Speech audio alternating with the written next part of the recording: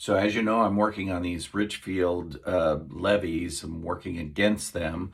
Wrote the rebuttal statements and the against statements, and I've dug in research because I want information to be accurate. And when I was reviewing a town hall that the school district had, I was blown away. I couldn't believe it because there's a state law that prohibits schools or public officials to use their resources, in which is funded by the taxpayers, in support or against. I mean, you just can't use taxpayer money against taxpayers that are trying to maybe protect themselves.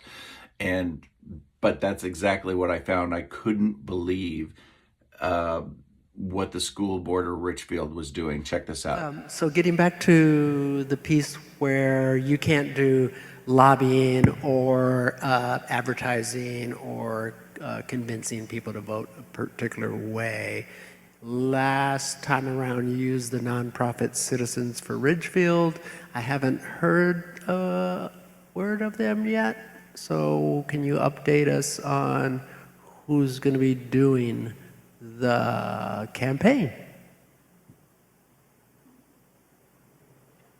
I don't even want to touch this one. I have heard from one of their board members who requested to meet with me just to get information about what we're talking about at the board level. So I have met with one of their officers, chairs, etc. They shared that they have some ideas. So I would just really encourage people to connect. I know that there's a lot of people who want to help, and my hope is that people will connect with each other in a way that is invitational, inclusive, and positive, regardless of perspective. Tall order. So Citizens has typically been the platform, and I'm assuming will be, but until we make a vote, they can't really start moving forward. So we need to do our job so then they can step up and do their job, and to my knowledge, Citizens is open to everybody. And they're not turning away people that want to go volunteer and support. So I would take full advantage of participating in that organization, and that is the avenue that you can bang your drum and support. So Citizens for Ridgefield Schools.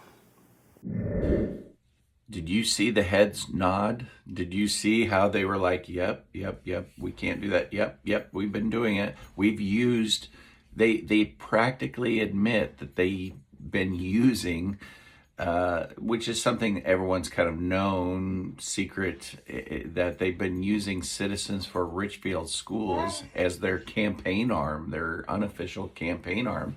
And it's just it's to skirt around the law. Does it shock anyone? I mean, we're talking about a school district that, where we had 2 illegal teacher strikes. So clearly, they don't respect the law enough to not strike. And so this should just really upset voters. This should really upset that their taxpayer dollars, their resources, the public officials, their positions in the meetings, they're using this against you. If you want to follow and get more details, go to reformclarkcounty.com, reformclarkcounty.com.